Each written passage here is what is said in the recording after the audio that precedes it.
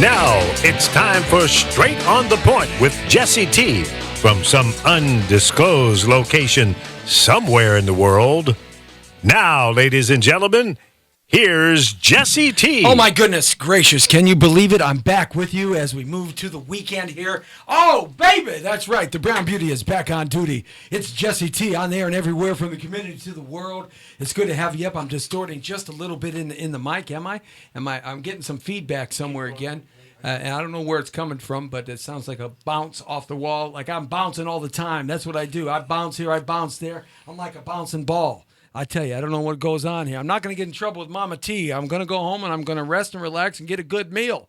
I'm not going to get the dog biscuits like I get every night. You know, what can I say? It's good to have you along at www.thepowerofvoices.com. That's right. Hey, download our Android and app for Apple. It's simple, sweet, 70 shows plus all kinds of good stuff happening here. We got some taste for everybody here. And let me tell you, it is an eclectic format, and we do have that taste for everybody. Also, remember, we broadcast live on YouTube Live, The Power of Voices, and we also broadcast here on several others like, hey, Bamboozle, Ustream, Upeak.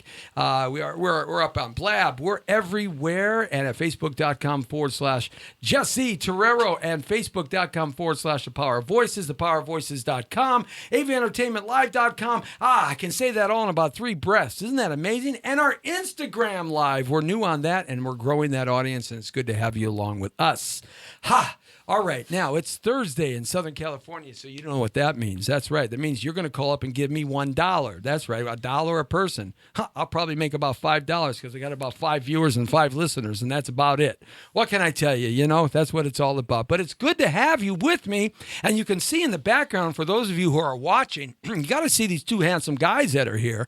You know, and, you know, I mean, I don't even know why I'm in the same room with them. You know, I mean, you know, what can I tell you? I just, they were outside having some great food, and I said, come on in, you know, let's share, that's right, share. You know, they ate their food, then they came in because they know me. What can I tell you?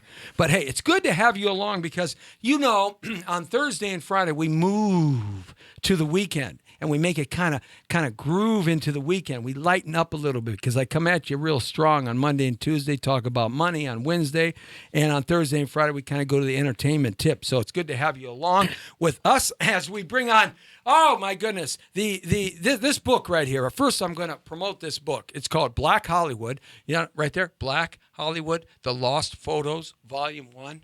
The Lost Photos. Now, we're not talking about the photos, you know, that everybody sees on TMZ and stuff. We're talking about the lost photos. And I'm gonna look at some of them right here, okay? So, ooh, Diana Ross, really? Oh my goodness. Wow.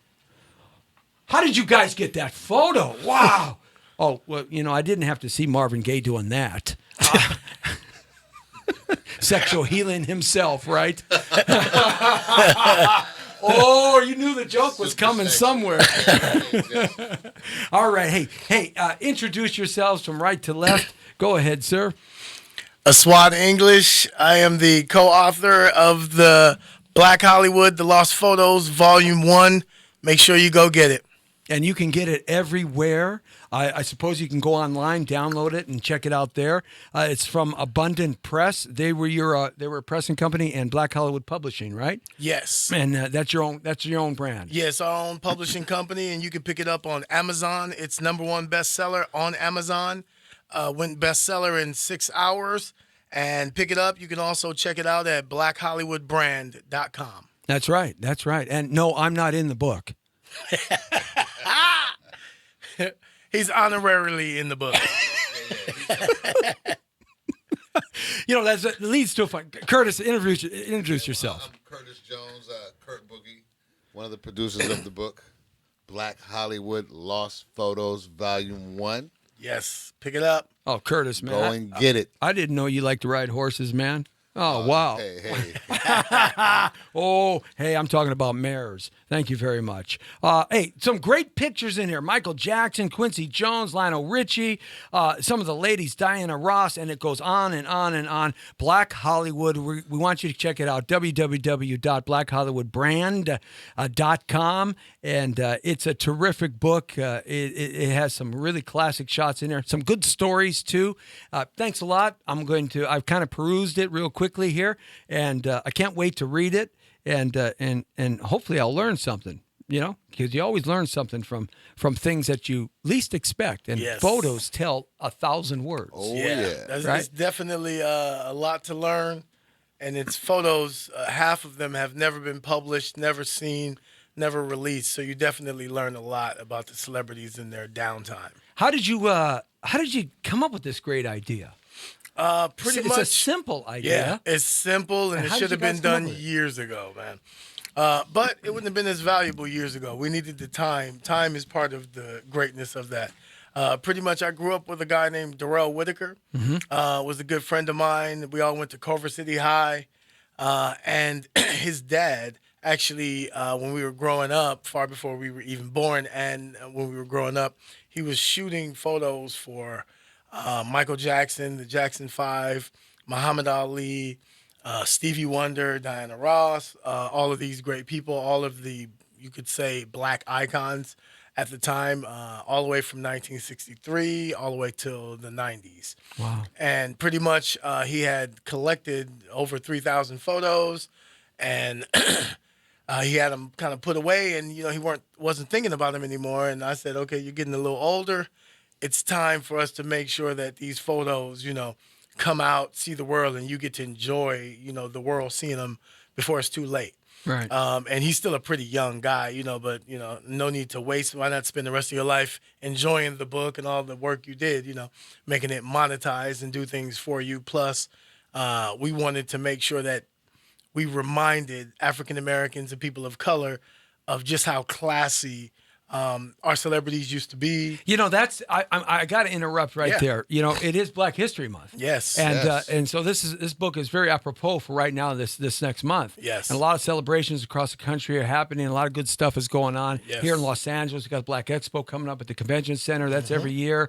And lots of good stuff happening with that. And that's really an important statement you just made there. Yeah. The class, the graciousness, the professionalism, the charisma, the charm, it seemed like that the public image didn't cloud that from coming through. No. And it seems like today that public image blocks that inner part of the entertainer or the celebrity or VIP now. Yep. And that's how it's changed. It's really changed a lot in music. It's changed for the bad in my eyes, because the level that these guys used to function at, speaking of Michael Jackson, Muhammad Ali, these guys were dressed to the T. They always looked good. Everything was clean, and everything was top shelf, I'll say.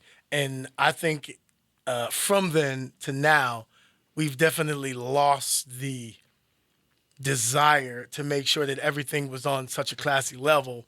And I think it took away from the overall appearance of the race, especially when anything you can see that reflects back on the race is celebrity. Yeah, this idea that we have here because of the technology of realism. Yes. This idea of the reality and reality shows that first started off, 20, 25 years ago. Yeah. Cops being the first reality show. Yep. And isn't it ironic when you think about it? Cops.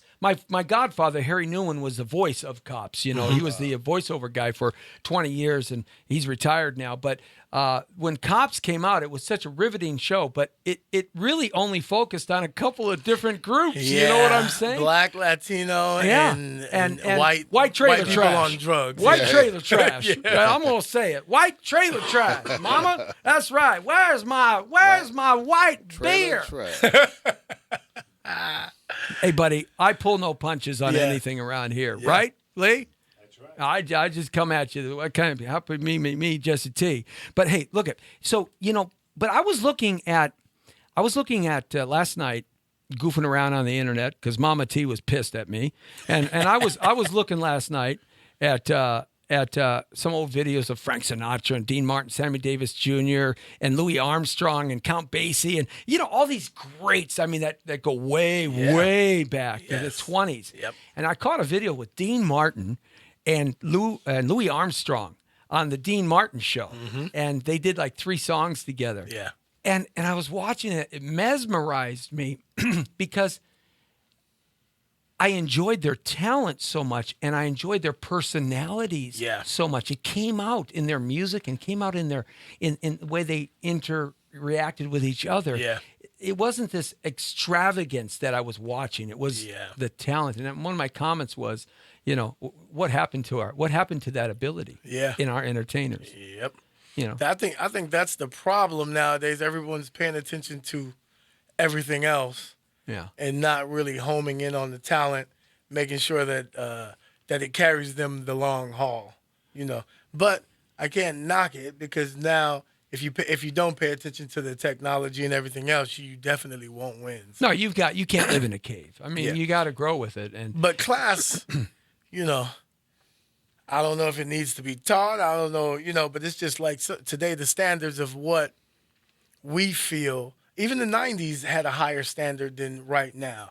And there's nothing wrong with it, but it's like when I look at the 90s, look at simple things like Puffy. Puffy set a certain tone. Yeah. Even though a lot of people didn't like Puffy and fur coats and Rolls Royces. But he dressed. Set a certain standard for black people, period. Right. I know that was especially probably the first males, time. Especially males. Men. How many black kids really even knew about what do you call it? Rolls Royces, and you know what I mean. We really didn't have. Well, he's always been dressed with a quality suit on. It's the standard. Always been groomed properly, and has always spoke properly. Yep. Kind of a self-taught guy. You have to you have to. Right. I'll say, when you're in the public eye, you got to think about a lot more than just who's here and who's in front of you right now. Right. Because, and especially nowadays, because back in the day it was different. Yeah. There really wasn't TV and radio as heavy as it is now. Right. So you can kind of do what you want, but it only reached 1,500 people that was in the room. Now your video lives forever online. Oh yeah. And So and you can everybody's influence got a somebody camera. 20 years from now. So you got to think about this stuff, especially if it's going. And I just feel everybody else doesn't have to agree, but you have to pay attention when it's going to black youth, because I feel like there's a lot of conditioning that's already poor that we have in some of our ways of thought, just on the way we were brought up. So it's only adding on top of this. The goal is to, as you grow, to undo most of these conditionings that we have, so that you can function at that level of everyone else that you need to. Yeah, absolutely. I was the technology today. We're talking about Black Hollywood and their group, and Black Hollywood, The Lost Photos Volume 1, folks. Yes. You got to get this at blackhollywoodbrand.com. Curtis, real quickly, Curtis and I go back. We go back to when the Dead Sea was alive, I think. I think that Curtis and I go back. Before Kurt Boogie.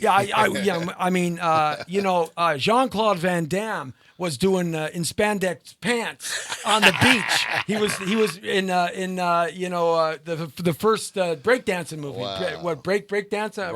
Breaking, right? Jean-Claude Van Damme. I mean, how did he get that part? But I mean, we go way back. So Curtis, tell us about those times back in the 80s when you were coming up as a DJ and a promoter. Not a DJ. Well, as a promoter. As a promoter, a young promoter running around. Dude, we were talking about a place called The Cave. Now, if you don't know about The Cave here in Los Angeles, then legendary. Talk about The Cave. Well, the Cave, how I got turned on to The Cave was by this cat named Jose in my neighborhood over by Hamilton High School. We used to help him load up his speakers on his truck and take him over so these DJs can spin and older guys can, do their thing. You're talking about Dr. Dre, Yella, just that whole circle. And I sit there mesmerized watching, Dr. Dre scratch and do their thing. And I mean, I was too young. Right. But, it was the place that made NWA. Oh, it gave birth to NWA. Oh, Eazy-E was always there when he was 16 years old, 15 years old, doing his thing there. And I'm about the same age. Yeah, I have a story about that with the World Class Wrecking Crew. I brought him down to San Diego at the National City Skate Rink. I was doing some shows at big skate rinks in San Diego and San Bernardino, Riverside, and Los Angeles on the road. And I brought World Class Wrecking Crew down there, right? And I paid them like $500, man. Wow. They had the first hit, right? And Dre, of course, was on the Wheels of Steel, you know, and the funny thing I say, and I said it to him just about a year and a half ago. I said, man, I remember when you were in spandex and had some rouge. Hey, that was Because the cave. that was the way people dressed on stage with the groups. I mean, they were really, just a different flamboyant. And of course, he wasn't with the Wrecking Crew for too much longer after that. Right. After they broke here in Los Angeles, went on to his whole thing. Not to cut you off, but in those days, that's where you can cut me off anytime. I talk too much. No, the Casa Camino Real, K-Day, Vets Auditorium, Uncle Jam's Army. Uncle Jam's Army. I mean, it was a real crazy time.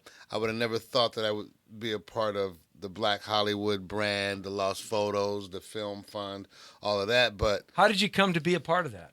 Wow, he brought the project to me and said, Kurt Boogie, I think we need to get this done. And I looked at it, I said, I think I can get it done. Wow, great. And we had a couple meetings. Well, the guy's always been a doer, man. Did some work, and we met Flip Montgomery, and Flip said, I love it, and here's the money, publish it. Don't you love it when someone says, here's the money? Yeah. Here's the money, baby. That's the hardest. That's right. A SWAT will tell you that's the hardest thing to get. To get somebody to spend some money on a dream. But what sold it was the magnitude of the photos. Michael Jackson, Muhammad Ali, good photos in there. Marvin Gaye. Who's going to deny it?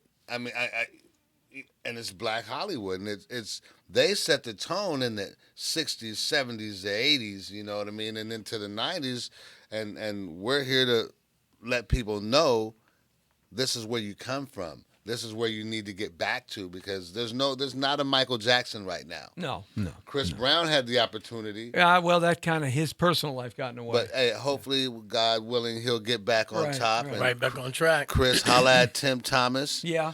You know, and maybe we can make something happen. Right, absolutely. So in working together, you guys working together, you've got other projects too that you're immersed in. Yes. And talk about some of those other projects. By the way, I got to tell you a quick story. The first time that I was hired at K-Day, Jack Patterson, who hired me, was a program director, and Ed Kirby was the general manager, and Greg Mack Attack was the production director and assistant program director. The music director. And so they hire me, right? And so I get past the process of getting hired and the concern, because I'm not black. If you notice, I'm not black. Pretty light skin. You can pass for Creole. Oh, yeah, really? Oh, okay. All right. Look at, man, whatever it takes, I mean, so they send me out Rory Kaufman. Does that name ring a bell, Rory Kaufman? I heard of him. Well, Rory Kaufman was like the street promotion guy to all the high schools and the youth centers and all of the Christian youth centers and all of the. Rory Kaufman was like God King. He knew everybody in town, right? And we needed a guy like that because the music directed to a younger youth audience when it broke. So the point is, Rory says, I got this thing for you. And, I'll give you a couple $100. So a couple $100 in 1983 was, over and above what I was getting paid at Katie. That was pretty good money, right? I said, wow, man, I made like $50 out in San Bernardino doing what I'm about to do. So, a couple $100, right? Yeah, it works. So it works. So I go out there and I said, Rory, what do I wear? Because and when I got there, I didn't know, I never participated in a black audience or Gotcha. in a black performance. Yeah. Or I never did this format before. And I was very concerned, especially because the Crips and the Bloods and all that stuff was blowing up down there in the early 80s, you know what I mean? And the Latinos and all that stuff was happening. There was fights everywhere, and I was very concerned. And he says to me, I don't worry about it. Just wear what you always wear when you go out doing this. You've been doing this 10 years. Just go out and I said, you sure? Now, I come from a top 40, rock and roll, country music, big band music, right? I come from that kind of genre as a DJ, as a radio personality. So I said, no problem. So I get to the station that Friday afternoon dance, right? Friday afternoon dance at a high school, lunch dance, right? Wow. I get to the station, right? And we jump in the those. Remember those? Remember? Hamilton High. Hamilton High. Well, it wasn't Hamilton High, though. I jump in, because Hamilton High was mixed. Oh, yeah. Yeah, but where I went wasn't. Yeah. So I jump into the K-Day van, right? And I'm cruising with him down there, right? So there's a reason why he put me in the van, and I know what the reason was later. I found out. So I get down there. They set up the DJs. Everybody's there, right? Tony G's on the wheels there for Rory. They got the auditorium is completely dark. They darked out the windows and everything. And then lunchtime bell goes off, and all of a sudden, all the kids come in, right? Wow. And I'm not on stage yet. And Tony's doing his thing. He's a great mixer, one of the best at the time. And so Rory gets up there and says, K-A-Y, blah, blah, blah, blah, blah. And we're going to bring on Jesse Torero. The Brown Viddy's going to be on duty right here at Jordan High School. Wow. And I knew it was close to there. Yeah. Right. And so I said, yeah, man. So I jump out on stage, right? And the kids are all having a great time because Tony was a great DJ. Yeah. Rory got him hyped up. I jump out on stage. Man. And it was like, I have never seen so many African-American kids turn into Casper the Ghost. I swear to God. Dead silence. You could drop a pin on the floor and it would radiate like a loudspeaker at the Coliseum, right? Wow. And they looked at me with mouths hanging down like a cartoon, right? And I looked at them and I looked at myself and I looked at Rory and I looked at Kaufman and Tony G and I went, setup. yeah, and I looked at them. And so what happened was I come out looking like Magnum P.I., man. White pants, a Hawaiian red shirt with a straw hat like I always used to when I would go out to other places, right? Yeah. Now, did that work at Jordan High in 1984? So that was like my break-in, right? My break-in, and I'm still living. So, it worked. And I worked out with the kids. They all accepted me. And that's the story I want to say. But I got Rory back funny. like 5 years later because I dated his sister. And I told him, hey, man, Friday night was cool. Wow. But anyhow, that's just a story from the past. That's a good one. So coming up in L.A., during that scene, did you think that the music and the culture and what was happening at that time was going to transcend for 40 or 50 years now? Actually, no. I mean, I come up in the era where we listened to Foreigner and Right. AC/DC and Kool and the Gang and a lot of other stuff prior to the rap, in late 70s. A lot of the you know what Motown I mean? stuff. Yeah, we had a better variety, I guess you should say. So, but when the hip hop music came and it took by storm, I mean, I was one of the kids who was out there on the cardboard, pop locking, break dancing, doing my thing, and it was just big. And I mean, a lot of the white folk or other people were like, "What the hell are you doing? Right. You walking around, you holes in the knees of your pants and wearing out, going through shoes, and I mean, now you got a white rapper, Eminem. Right. I mean, one of the biggest ever in the history of rap music. Then you got Dr. Dre from The Cave, who's worth a few billion now. Yeah, you know what I mean? right. And so I'm glad I didn't get involved in at this level. I mean, you got a cat like Kid Rock who can start off in Detroit playing rock and roll, then go to rap, and now go to country, right? I mean, so it's really it is a different scene. So now you guys are working together on a lot of new projects. Tell me a couple of things that you can talk about. Yeah. Well, we definitely after the Black Hollywood brand, we launched the Black Hollywood Film Fund. Now, what's that about? And that's pretty much our mission to make sure that African Americans, along with other people of color, are getting to tell their stories on the silver screen.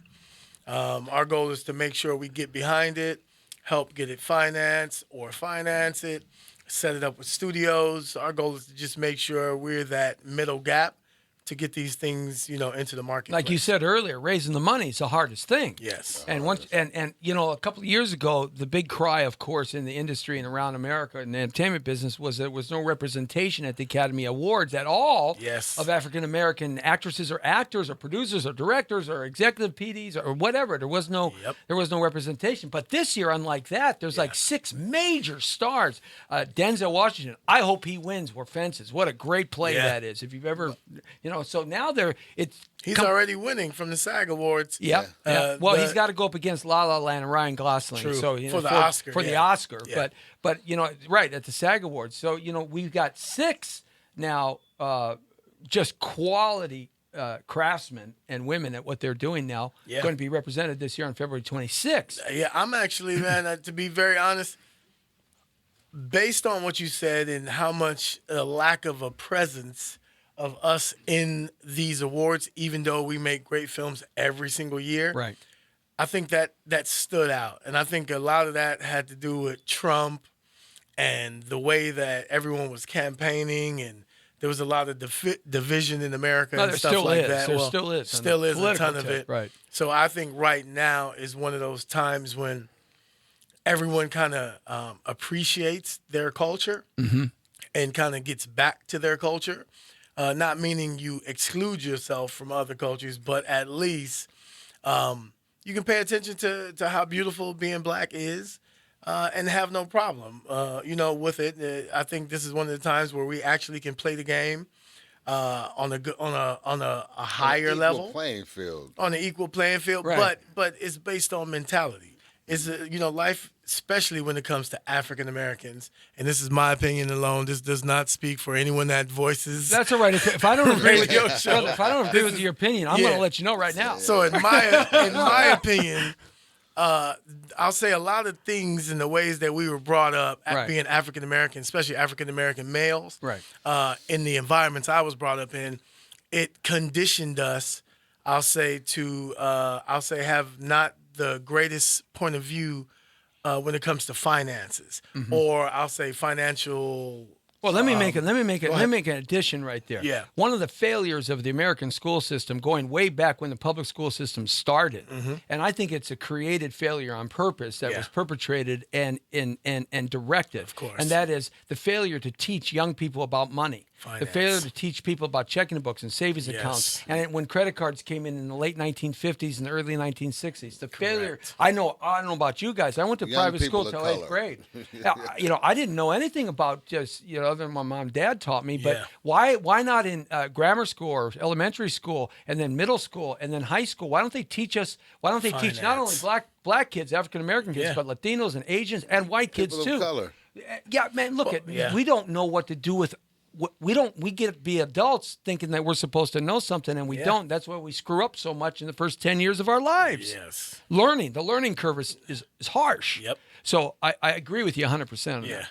No, it's very true, man. If you look at the way that, and even it started way back, like you said, slavery and conditioning, and there's books out there that everyone knows about, written by Willie Lynch, that basically are called "How to Train a Horse and a Nigger."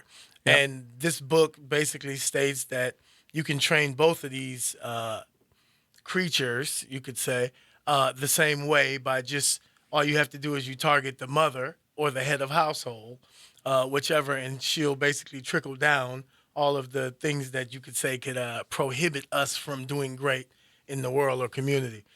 So that's what we're here to do. What we're here to do is basically Black Hollywood. The goal of us is to make sure that we create a ton of positive imagery to leave in the marketplace, just like Obama did, so that kids behind us, and I'll say even kids now, could know their true value, to know what we are, you know what I mean? Right. And to wake up. We lead the buying trends, but we hold on to the money the shortest. Right. In certain communities, a dollar goes around the neighborhood 12 to 14 times. In the black community, it goes around once. As soon as we get it, we spend it, and it goes right out. Right. We don't spend it back with black people at all. So these are the conditionings and then the other problem is just being very honest. When the knowledge is there, sometimes we don't take it for the simple fact that we've been kind of taught to not really take advice from other groups. Right. You know what I mean? So Well, it's sort of an isolationist exactly. kind of idea. Right. You know what I mean? But Us you against hit them. it right on the money. You said it should be in schools. Like if America wanted their kids to be financially sound, then they would teach all of the other things that they Teach teach money in school to make management. sure. Well, because I argue the point that America really, first off, it's not a democracy; it's a republic, and there's a vast difference between a democracy and a republic. Yeah. A vast difference. Of Okay, course. it was designed that way, but also it was designed to be a business. America's a business; it's a Yes. corporation from the beginning. Yep. I mean, you want to go back and talk about the Rothschild influence and the Rockefeller Yes. influence of the 20th century, and the Queen of England's influence through the Bank of England and the Rothschild family. course. It's been, and that covers wars, slave trade, poverty, We still wealth, everything. We still belong to England. Oh, that's what people don't. They don't understand. even know that. Yeah, but what other races and what I've noticed that some of my brothers don't know, that I've noticed some of the other races know, is that same information you get. It's not about, listen, the government will screw anybody that lets them. Because the government has to exist for itself. Yes, it That's why does. they'll nationalize your safety deposit Exactly. box. By the way, guys, if you think your private things and your gold coins and your silver coins and those things are safe in a safety deposit box, let me tell you, you better put them in a safe at home. Yeah. And because they can come in, shut the bank down, confiscate the safety deposit box under a national order, an executive order, anytime they want. And they'll break open your safety deposit Yeah. box and the bank can't stop them. Yep. That's an absolute That's what fact. it's about, man. It is knowledge. Knowledge is power, and I don't know where or what part in history that we were taught not to pay attention to the financial ways of the world. Our president, current, basically figured out every which way to get around paying taxes. So I'll be honest, if he does it, everyone in America should learn how to do it. Well, it's there for the taking. Look at, I got audited in 2004. My company got audited, my real estate company, and I owed them $225,000. And I argued and argued and argued. And what I did is I argued long enough so I taught myself the tax code that was related to my problem, because the tax code's a mile high in books. Okay. Yeah. But I didn't want to trust anybody else's ability to interpret the information Yeah. that I wanted to provide to get the result I wanted. Yep. So I taught myself what I was being audited for, and it took me a month. The learning curve was a month. I read and read and read and read and read about the tax code in relationship to what I was doing. Yeah. So I was able to discuss with the auditor my problem on an intellectual level, not at his level, of course, because he has more information, but at the level prescribed to my problem. Yeah. And, I ended up negotiating myself down to a $25,000 tax hit from $255,000 or so. That was quite a feat, and I did it for free. Gotcha. I didn't have to pay a tax attorney or a CPA or a professional to do it for me, which would have cost me $10,000 anyway, or $5,000, right? So here's the point. To your point, you're absolutely right.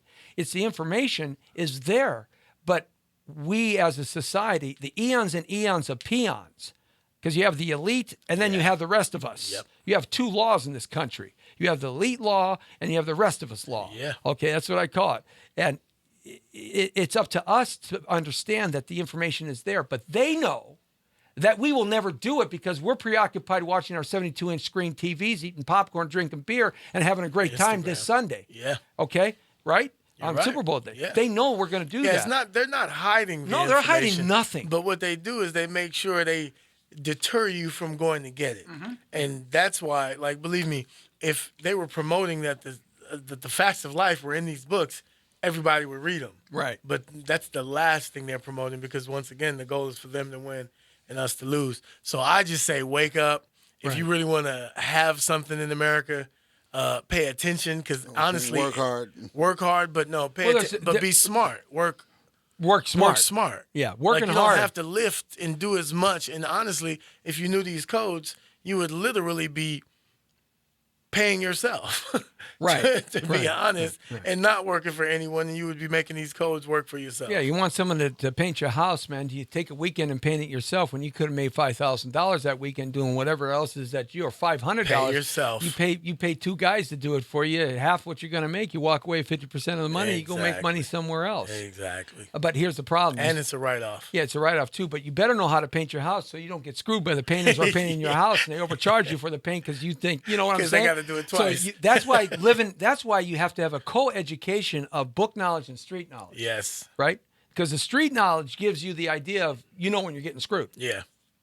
You No, just very feel true. it. You feel it. Very true. Right. But anything unbalanced wobbles. Right. So you got to have both, just like you said. Yeah, so that's a good concept what you got there as like a model of for your company. Yeah. To teach and That's it. enlighten. It's our only mission, man. Our only mission is to make sure that everyone watching sees a new standard of what should be. Right. And we feel like if we're going to look back at history, let's look at these guys, Michael Jackson, the guys, because they've pioneered a lot, even if we only give them credit for their talent.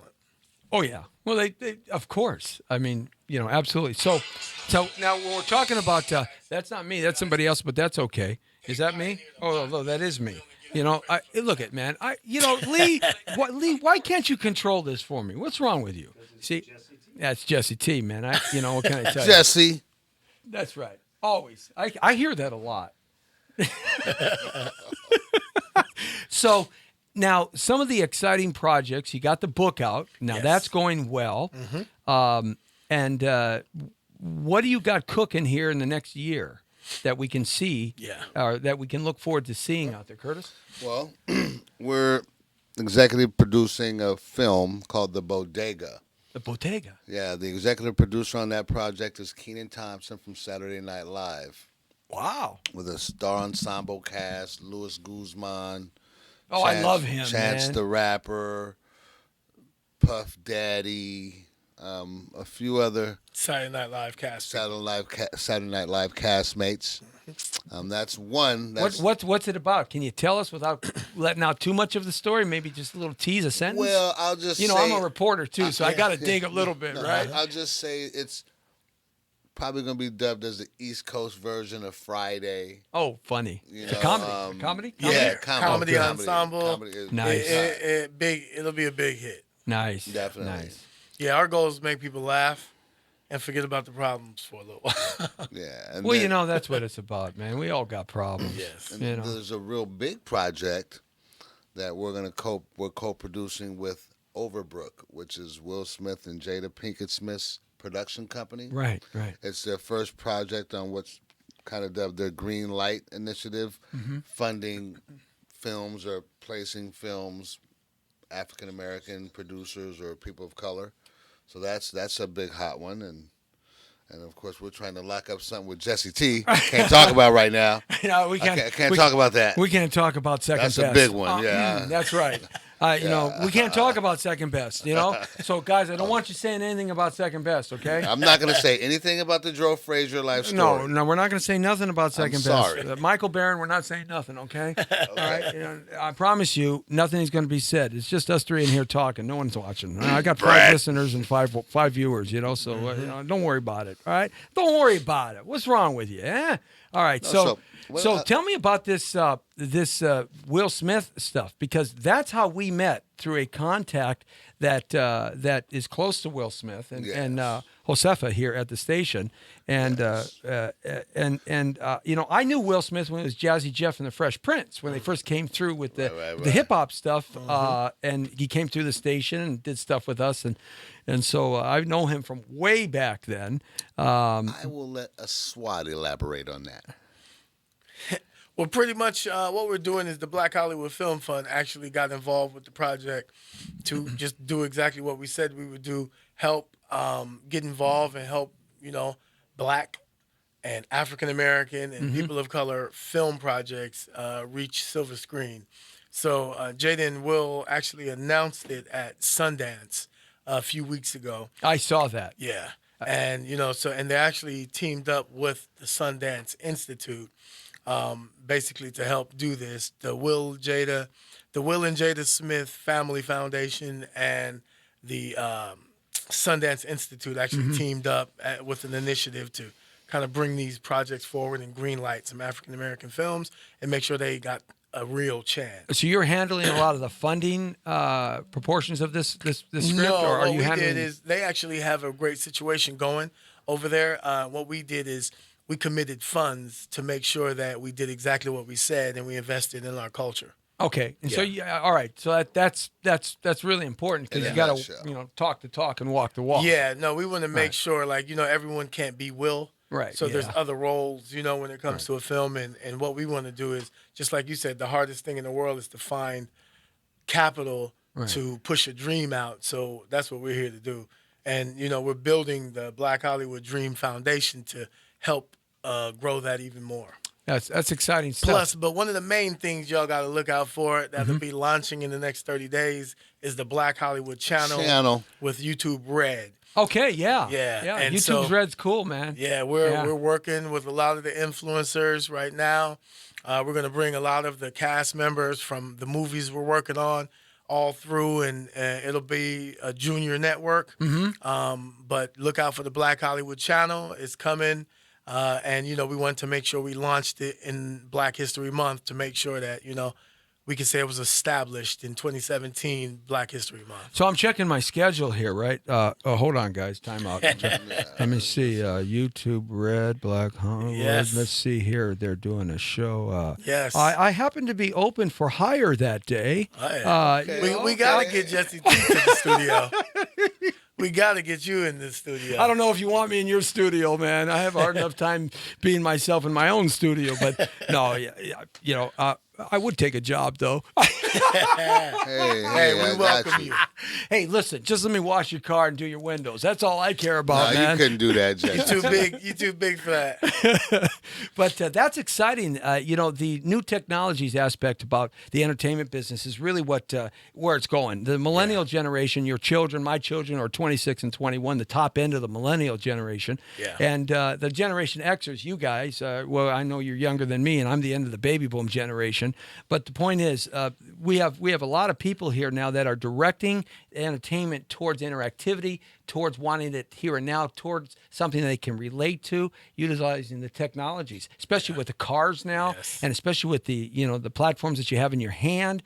It's unbelievable how that interface can be done, but yet is not being done in Hollywood because for some reason Hollywood is stuck in that old stodgy kind of old-fashioned Redstone kind of way that old Viacom and Paramount, and they can't figure out how to connect the technology that really there's 100 million people in America alone, in Canada, in that age bracket right there that are not being touched but are touching that technology. Yeah. That's why Netflix has 100 million subscribers to streaming now. They just topped the mark. You know why? It's the same reason most people don't win, and once again, it's conditional. If you can't move and shake with the punches, prepare to get hit. Yeah, absolutely. And so that combination of connecting that technology, whomever does that, and I'm telling you, I'm making money for you guys right here. That's right. We're going to do this. We did that there. We're going to bring back the Casa Camina Real. We're going to get Dr. Dre. We're going to get Yella. Yeah. We're going to bring it on. My man Cal Kid's getting out. Oh, I like that. We're going to make it happen. Right. Yeah, I like that, man. It's good to get out of marriage every now and then. Did I get myself in trouble? You're in trouble. Oh. Honey, I love you. I'm not trying to get out of my marriage. Oh, Lord. Mama T, oh, boy. Hey, seriously though, that combination. Okay, who's posting? We get people posting. I don't know. Lister mate, Marie, Mama T's there. I can't read it. You see, hey, that's Mama T, what's up, y'all? I can't read anything. The thing here is the most important thing about this connection and making that happen. When that happens, it's going to change the way we are entertained. Well, Black Hollywood Channel, the Film Fund, the brand itself, on a real serious note, we are making a difference now. The process of purchasing a building. We're talking to Justice Singleton, John Singleton's daughter, who has a hot project. We're working out the kinks there, and it should be pretty good. That's exciting There's a lot stuff going on, and it's all his fault over there. The guy over there, it's his fault. He did it. Have you always been someone who's aspired to be in the entertainment business from a kid on? Yeah. Yeah, you can say that. Yeah. Okay, we'll just leave it there. I've been grinding, I'll say, to get to this point for a long time. Yeah, people don't realize it's not overnight. No. Trust me. Every success is 20 years in the making. 20 Easily. years exactly to the day for myself. and team back up with this guy. Yeah, it definitely always it's a 20-year mark, you know, unless you're born with a silver spoon in your mouth and you're It Brad takes Pitt's 20. son. And then you usually lose it as well. Wait, if you're whose son? Brad Pitt's son. Oh, okay. We can't talk about that. Oh, yeah. All Hey, right. Okay. Hey, Yes. Brad. Hi, Hey. Brad. How you doing, baby? That's right. No problem. I got you Swat. covered. Got you covered, man. Yeah. But yeah, that's true. The overnight success, you know, I had this fantasy. No such thing. I always had this fantasy of Johnny Carson. He's a guy that used to do the Tonight Show a couple of hosts back, but of course Jimmy Fallon. I always have this fantasy when they say, "We'll tell you about your success," and you know you're an overnight sensation. Yeah, I've been an overnight sensation for 40 years, right? Right? Yeah. Yeah. It takes that long. Yes. No, it really, really does. People, my story is a movie in itself because we didn't really realize until today that we crossed paths in the early 80s. Yeah, You know what I many mean? times. And know a lot of the same people. Yeah. And there's a lot of people in entertainment now, like Dr. Dre, and we've met. He doesn't know I was at the cave. Right. You know what I mean? But I was there. you Right. know? Right. I think it was Saturdays. I think it was probably Saturday night. Saturday, yeah, well, Yeah. Saturday night was the cave. Yeah, Because yeah. Friday night was the cave was still going on in the 80s. Oh yeah, no, Yeah. it went on for a while. Yeah, yeah. That was You a know? great nightclub, guys, here in Los Angeles that broke so much great talent, and kids could go in there and do their thing and all of that stuff, and it was really an opportunity for a lot of people to have, and I would imagine that with your initiative and what you're doing with your company now, there's going to be some excellent opportunity for some young people to get involved at a level that can change their lives and their families for the future. Talk a little bit about that. That's definitely why we created the Black Hollywood Dream Foundation, to make sure that we were giving back and make sure we were creating opportunities. That's why we didn't just open a outright charity. We feel like when you're trying to help, you got to get involved and stay involved. We don't like to fly by, feed you right now, and then what happens to you tomorrow type of thing. So, no, we're definitely vesting in people and their futures. Well, you know, when you invest in people, especially young people, and you give them a valid opportunity, and a good education, and you know, a helping hand, not a handout, a helping hand, they go on to become successful people, and they never forget it. See, that's the thing; they never forget the person who helped them become something of what they were to something that they are. Yeah. And at that point in their life, it's a change of life, and they come back and give back then tenfold to what you do. It's just that old philosophy, right? And more and more people are doing it, but you see it really heavily in minority businesses and minority production companies, just not the film industry, but all kinds of businesses. Yeah. A friend of mine, Kiki Melendez. Kiki Melendez is a terrific stand-up comic. She's been around 20, 25, 30 years, right? She's a Latina, and she's really a very funny lady, and she has a whole thing about Latino filmmaking and Latino entertainment, doing a lot of what you're doing, but directed to the Latin, the market, the Hispanic market. We know Kiki. We know Kiki. She has I Latin barbecued. Hollywood. Oh, okay. All right. I barbecued. Gosh, I barbecued is there at her anybody party. that we don't know? Go Lord. Kiki. We know Kiki. I met Kiki, and the next thing you know, I'm on the grill. Oh, you're barbecue. I was cooking chicken. Oh, yeah, man. You know, isn't that wild how small the world is? Yes, especially Hollywood. Have you ever been on the other side of the planet or far away and you're talking to somebody and they speak a completely different language and they go, you drop a name and they go, yeah, I know them. I was with them last Saturday. Hey, look, Right? hey, And it's hey. like, are you kidding me? Really? Yeah, pretty much. Sometimes we go all the way to the East Coast only to meet people, only for them to introduce us to people right here in LA next to us. Is it- Wow. Wow. Yeah. Yeah. Oh, man. Thanks, Tim. Yeah. All right. I like that.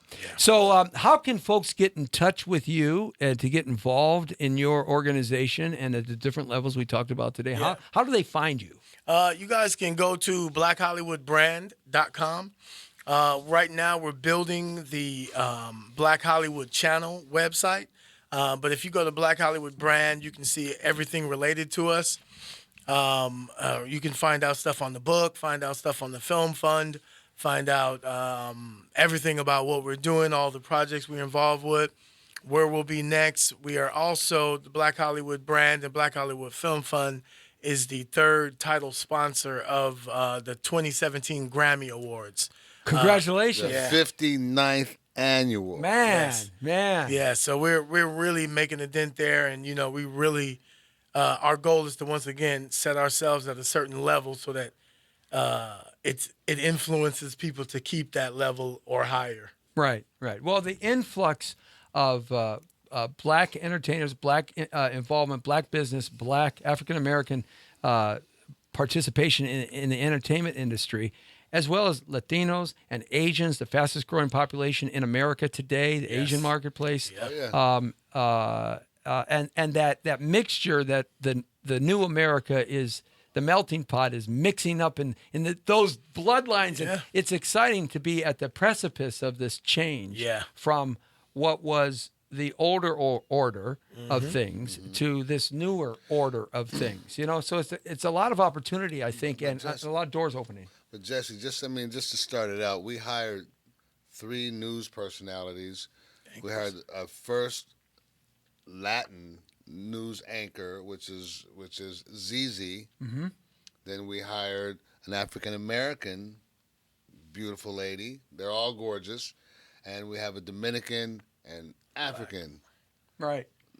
So you see that that's good stuff. Yeah, you Black know? Hollywood definitely doesn't only speak to African Habla Americans. español también. Conocer muchos latinos. Well, where you grew up, you better. Yeah. Oh, sí, sí. Yeah, ours is, and even when you look at the book, the reason we did the word black and the word Hollywood and white was to show it was inclusive of everybody. We just wanted a plate at the table. Right. You know, and we definitely always contribute, and our buying power is ridiculous, but no one wants to promote it. So that's one of the main things we're going to make sure we do is let the world know the real numbers behind what we spend and what we buy and how influential the black dollar is. Right. Well, Very it is. influential. Yeah, look at Tyler Perry's Boo. Oh, I know. Tyler Perry's Boo 2 weeks in a row beat out the biggest movies in the world. Yep. Da Vinci Code. Come on. I You know. I and know. So that lets you know if Medea, imagine what we could do if we really try. Yeah, it's an exciting time for young people, an exciting time for trailblazers like yourself, and it's terrific to see the energy and the positive ideals that you guys have working towards that, and seeing the success that Thank you have. That nice Chevy you have outside is pretty cool. Yes. 1964 Chevy. Impala lowrider 520s. With all 520s and switches. Yeah, man. Yeah, that's right. They're keeping their 520s and those hydraulics, baby. That's right. That's right. You didn't think I could remember, huh? Cruising down the street in my 6'4". Oh. Please don't play that song. All right. Hey, please. That's another story unto itself. I wrangled these guys in. We were going to have the executive producer of a new film we're putting together called Second Best. Michael Barron. It's about the Joe Frazier story. From Joe Frazier's point of view, the thriller in Manila, and the true story about why Ali and Frazier, who were the best of friends, became the worst of enemies. And at the end of their life, they became conciliatory to each other. But it's an interesting story from Joe Frazier, who was just a great champion. He was a terrific person. And there's some really good nuggets in there. And so Michael Barron, executive producer that was going to come on in here, he's going to be in here next week. We're going to chat with him a little bit about that in that respect. And so I come driving up into the driveway today, and sure enough, I see Oswald and Curtis, and I said, I wrangled them in like a cowboy, with my last suit. Right?